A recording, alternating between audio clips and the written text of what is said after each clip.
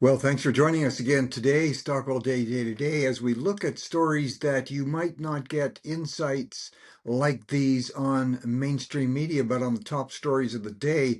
Let's take a look, first of all, the big by-election coming up in Canada today, where the leader of the official opposition, or hoping to stay in that position, Pierre Poilievre, is going for his by-election. And it's been quite amusing to see there's a theme going right across mainstream media through the CBC and its parroting pundits, as I call. They're all regurgitating this interesting message that if Poilievre doesn't get 83% in the election today in his constituency, his new constituency, then maybe he should resign. That's kind of fascinating when you look at the recent federal election and look at now Prime Minister Carney when he was running in his constituency not that long ago. Now, keep in mind that all news followers agree that the Liberals and Mark Carney had huge support from mainstream media. There wasn't even a pretense of trying for some kind of neutrality in reporting. All positive reporting for Mr. Carney and really negative stuff for Pierre Poilievre and the Conservatives. Having said that, with that tsunami of support coming up to his own election, this is Mark Carney in his constituency just recently, despite massive support and despite running in Ottawa, where, of course, there's huge support for the Liberals, he only got 63%. And here we have pundits and the CBC and other networks saying Poilievre today needs to get 83% or he should step down. So why didn't Carney step down when he only got 63%? Interesting when you start to look at the numbers in that way. Talking about looking at numbers, very interesting report coming out today in a commentary from a woman who headed what's called the Privy Council. That's kind of like the head of government operations for Canada. And she's making a strong case. She served under the Liberal government of Jean Chrétien, and Paul Martin was prime minister at the time, back from 93 to about 97.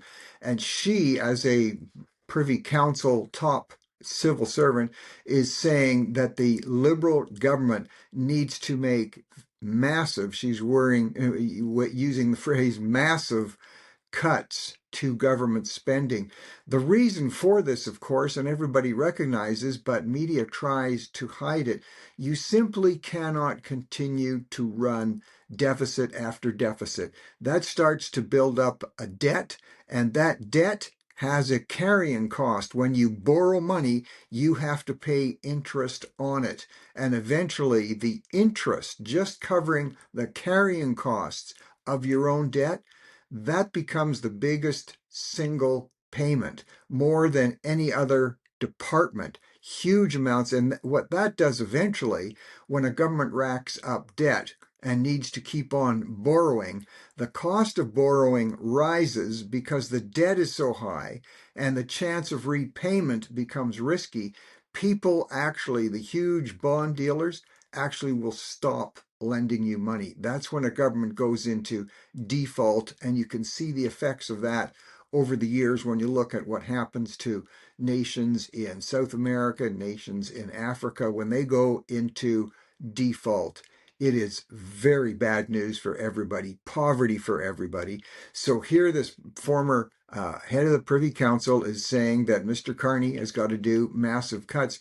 One thing that largely gets ignored, again, by mainstream media, is that this process was followed, this process about, it wasn't just a matter of cuts, but in 1993 in the provincial government in Alberta, when Ralph Klein was premier, and I had the honor of serving with him and eventually becoming his Minister of Finance, he looked at the whole picture of debt reduction from the point of view of restructuring or reinventing government, looking at the type of things government should be doing and the types of things government really shouldn't be doing.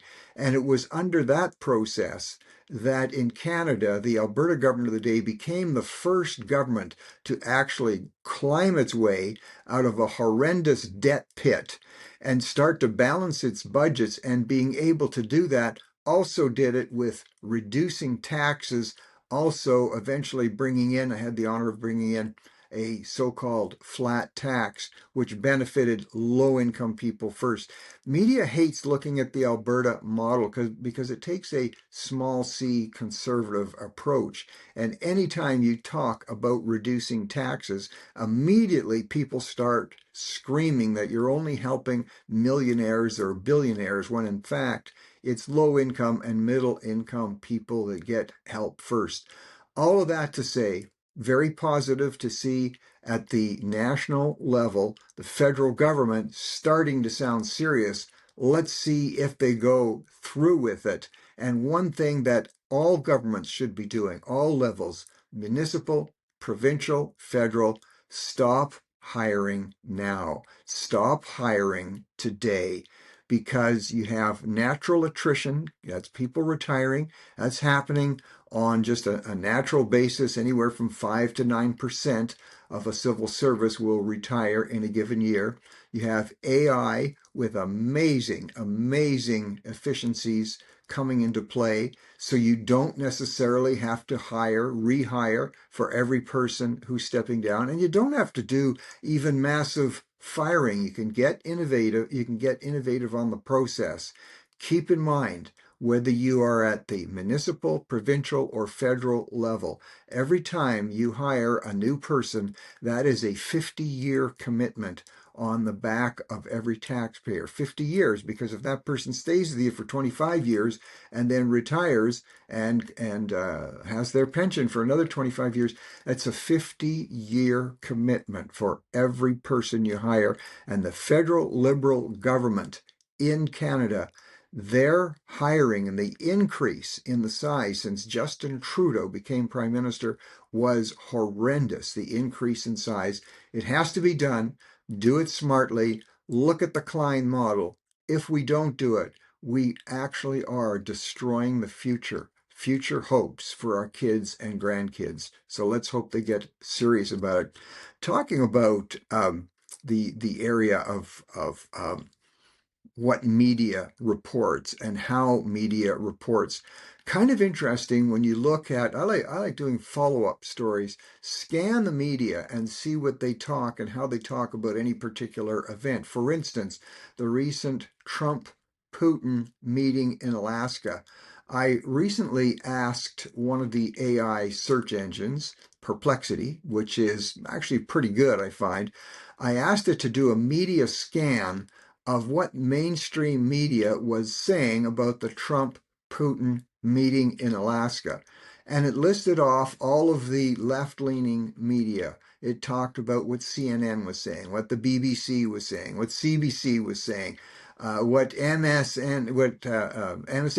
was saying. All left-leaning mainstream media had a negative slant on it. And I asked Perplexity, I fired back to them, I said, you didn't cover some of the major news networks, for instance, Fox. People on the left hate even the sound of that word.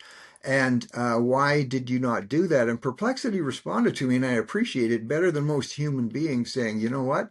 We didn't include some of the outlets like Fox and Daily Wire, and we should have done that. And then Perplexity, the AI search engine, said we definitely should have included what Fox commentators were saying, because they have a huge increase, a huge number of viewers, much more than CNN. I think the stat they gave me, on a prime time, 2.6 million viewers on Fox at the exact same time as, say, CNN, with about 400,000. So here we had Perplexity actually apologize to me. And the other thing they said was Fox and other outlets like Daily Wire had a much more balanced or positive view of the meetings between Trump, and Putin. All of that to say, folks, if you're checking out media on daily stories, you have to check out what I call both sides of the story. If you're listening to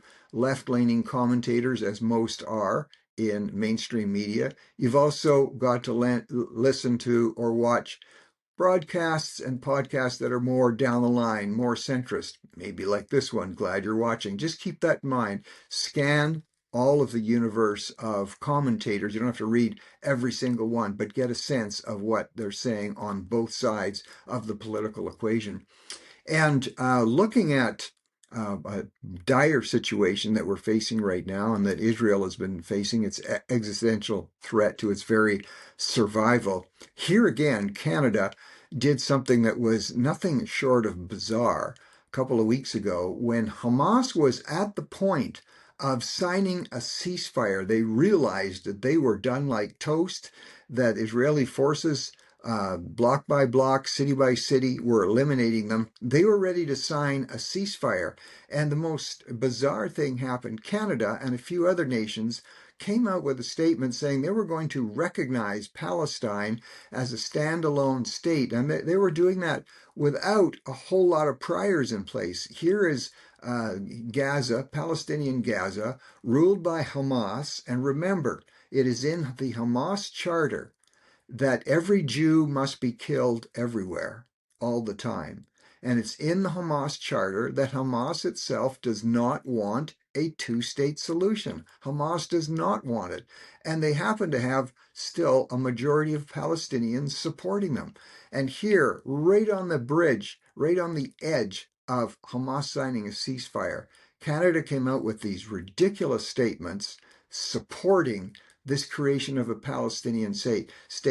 That's been a very sad flip and a sad turnaround, going back as far as 1947, when the then Prime Minister of Canada, Lester Pearson, was part of the group at the UN that fully supported Israel having a standalone state, the right to exist as a Jewish state. And through subsequent governments in Canada, that has continued to be supported. And now we have Prime Minister Carney and the Liberals flipping on its head that notion of the survival of Israel only being able to happen if they fully can exist as a standalone state, and supporting Hamas at these dire times. Not only that, but when you look at recent polling in Gaza itself, the amount of support for Hamas, though still, strangely, in a majority position, more and more leaders, Palestinian leaders, are coming out condemning Hamas and saying it's wrong and saying they are hateful people. Mohammed Musa, who is head of the Teachers Association in Gaza, is coming out saying it has to stop. Hamas is filled with hate. Hamas is terrorizing our kids. That particular teacher has had to go into hiding in Gaza because what he's saying about Hamas. And then there's Mumi Natur, who is a lawyer in Gaza, and he is also head of the Palestinian Youth Development Movement. He has now come out saying Hamas is a danger, Hamas is a cancer in Gaza, Hamas must be eliminated, and they must return to democracy. He himself has a death threat from Hamas for being a Gazan who wants peace, but not with Hamas, and wants democracy. And all of this happening at a time when Canada then comes out with statements that actually embolden Hamas. Time for the Liberals and Mark Carney to wake up on that issue and get behind not just the common sense, but the common decency of supporting Israel's right to exist as a Jewish state and insisting that Hamas must go. Well, there was another treaty discussion that went on in Geneva just in the last couple of days, and it was to do with the whole issue of plastics and plastics pollution, which happens mainly in our oceans, as we know. And they couldn't come to a conclusion. They couldn't get countries to agree on cutting the amount of plastics that are being made worldwide. So people might say, well, that's terrible. What drove that? Well, what drove that is a reality and something that some of us have been saying for years, that what was brought out in very clear form at this discussion in Geneva is that upwards close to 90% of the plastics pollution in the oceans today come from four Asian countries. 90% of the plastics pollution in the oceans today come from four Asian countries. And then when you start to add on some other Asian countries, you see it get even higher than 90%. And so what do we do in Canada? Instead of taking firm positions against what is happening in those particular nations, we start banning things like little plastic bags where kids put their lunches. We start banning the use of so-called one-time plastics, which are so important for the preservation of food, for the maintenance of public health and public safety. We ban things like plastic straws, and at the same time, we encourage paper straws and paper containers, which of course takes a toll on our forestry. It's time to smarten up, and it's glad to see this is happening internationally. People are taking a step back from just rushing to ban everything when actually, and especially related to plastics, the solutions are found by going after other countries, not diminishing our own responsibility, but looking at where the real problems originate and insisting that something be done about them. Well, on the culture front, and this you might think is a little strange talking about this, but I want to talk about President Zelensky because he's going to be in a meeting with President Trump in a couple of days. And guess what people are talking about? Yes, of course, the importance of what's going on in Ukraine. It is a life-threatening situation, not just to Ukrainians, but to the world in many ways.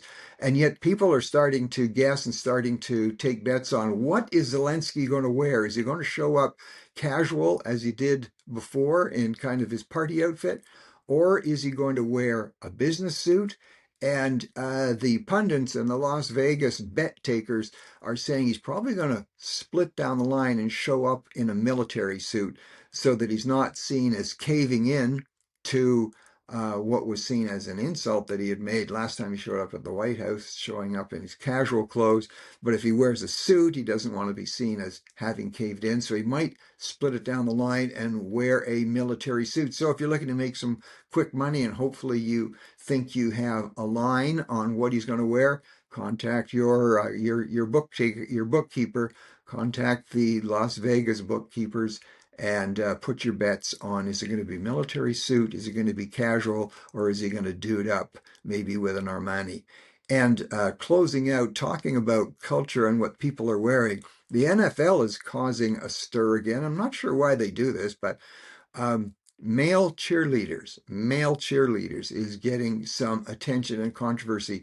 Now, as we know, male cheerleaders, especially in the US, have been a feature of football, especially at the college level and high school level, for decades, with no issues, with nobody raising an eyebrow. Because if you're going to make those incredible pyramids of cheerleaders, and the way they make 3 and 4 levels of cheerleaders standing on somebody's shoulders while the top cheerleader up top does backflips. It's astonishing what they do. You need men that are strong, men that have capabilities gymnastically, and apparently the cheerleaders that are going to be and that are right now in the NFL aren't that quite that type. They're kind of, they've been accused, and I'm not just, taking a side on this, but been accused of dancing and prancing like the girls and not so much like what is needed in terms of the muscular development to be able to do the heavy lifting that goes on in cheerleading. So there you go, folks. Instead of wondering who's going to win the Super Bowl, the bets are on or off. How many teams are all of them going to come out with the dancing, prancing male cheerleaders, or are they coming out with the muscle bound fellas who need to be able to hold up hundreds of pounds at a time? That's it for your consideration today. Thanks for tuning in, and we'll see you tomorrow.